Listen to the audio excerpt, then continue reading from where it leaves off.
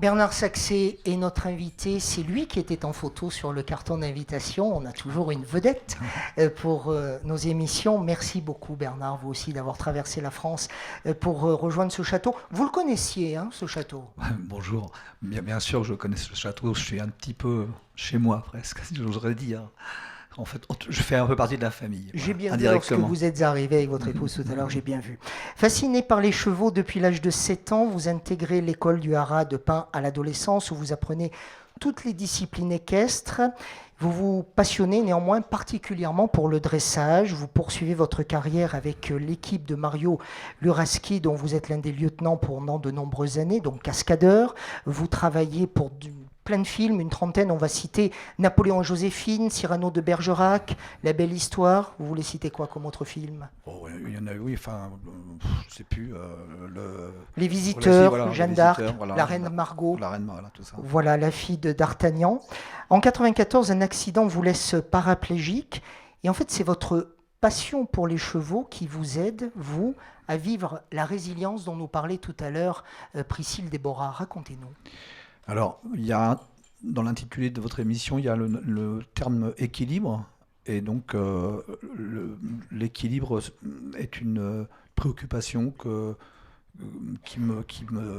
j'ai en moi depuis longtemps, certainement induite par la pratique de l'équitation, mais d'une manière générale, j'ai été toujours un sportif assez en équilibre. Voilà, je marchais sur les mains, enfin, oui, j'avais partout dans l'espace une espèce de défi permanent comme ça.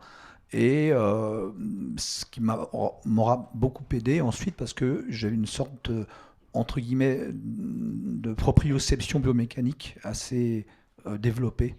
Et les chevaux, en plus, quand vous pratiquez cet art ou ce sport dans une certaine philosophie, vraiment vous ouvre énormément de capteurs. Je vais vous citer par rapport à cette philosophie, puisque donc vous avez un centre équestre aujourd'hui, vous, Oui. vous donnez bien sûr des cours, et vous dites, je cite, j'insiste toujours sur le calme, la respiration, l'énergie, la recherche de l'équilibre du couple cavalier-cheval, la flexibilité et la fluidité des deux partenaires.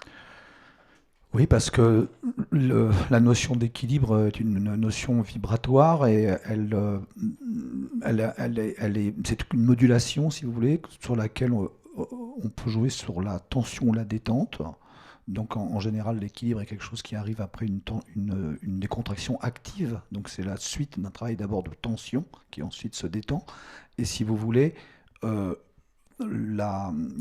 que j'aime en fait, ce que j'essaie de développer en réalité, c'est une notion d'intériorité dans le travail. C'est-à-dire que c'est un développement, c'est la voix que l'on a au fond de nous, tous autant qu'on est, quel que soit le support, que ce soit l'équitation ou l'escrime ou tout ce que la vie nous propose.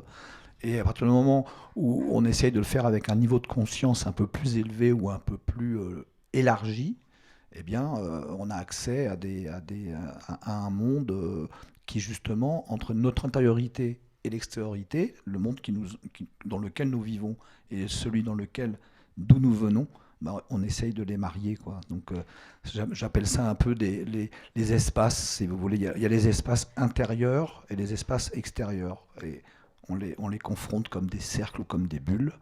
Et on essaye de vivre avec tout ça, quoi. Cascadeur et philosophe, Bernard Saxé. Même question qu'à Gilbert Montagnier tout à l'heure. Vous avez mis vous aussi votre notoriété au service de l'acceptation de la différence. Je vous ai vu très ému tout à l'heure pendant le direct de Priscille, et notamment quand elle a dit cette phrase qui m'a marqué aussi, la société est trop rapide pour nous.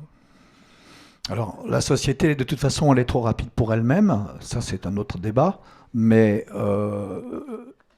c'est vrai qu'il y a un changement quand on est dans une situation de mobilité réduite ou d'handicap, comme on veut. Au niveau, effectivement, la notion du temps va changer. On va mettre beaucoup plus de temps pour des choses, voilà, des tâches quotidiennes. Mais c'est comme ça, et ça, il faut effectivement l'accepter. Et il y a aussi des situations terribles où vous commencez une discussion avec quelqu'un que vous aimez bien, mais s'il y a un escalier, la personne va sortir par l'escalier et vous allez vous retrouver par tout un dédale, et vous allez peut-être perdre le fil et vous perdez un début de discussion. Ça, ce sont des réalités qu'on peut vivre. Bon, voilà. Par On contre, en revient à l'équilibre. on en revient à l'équilibre. Et je suis d'accord avec notre champion d'escrime sur le fait de dire que lorsque l'on a eu la chance de vivre des expériences un peu hors du commun, comme disons les exploits internationaux qu'il a pu vivre, ou comme j'ai pu vivre aussi à mon niveau, eh bien, effectivement, on casse la notion de limite et de handicap, puisque finalement, on se retrouve au quatre coins du monde et à vivre nos passions. Alors, qu'est-ce que c'est qu'un handicap, ou qu'est-ce que c'est que ne pas être handicapé, si vous voulez, dans l'existence? On peut être tout à fait valide et être plus handicapé qu'un handicapé. Comment comment réagissez-vous quand vous voyez cette formidable innovation qu'est l'exosquelette? Je l'ai essayé. J'ai testé déjà il y a 3 ans. J'ai fait partie des premiers projets. Donc l'exosquelette de Van der Graaf, je le connais. J'ai même essayé de m'inscrire une deuxième fois, mais ils ne veulent pas parce que dans les protocoles, on n'a le droit qu'à une fois. Donc, vous allez peut-être en négocier voilà. Tout à l'heure pendant le cocktail. Ouais. Mais enfin, maintenant, je ne peux pas vous raconter ça trop long, parce que ce n'est pas l'objet de l'émission, je pense, mais je suis moi-même dans un principe là, non pas d'exosquelette, mais d'endosquelette. C'est-à-dire que j'ai subi une opération et ça vient de l'intérieur. Mais là, c'est tout neuf et ça vient d'arriver. Donc moi, je suis là en train de commencer à me mettre debout et pouvoir faire quelques pas peut-être pour Noël, mais c'est un système qui est fait par un Français, mais qui vient de Suisse. Et donc c'est autre chose, mais là, bon, je sais pas l'objet, je suis pas là pour parler de ça pour le moment.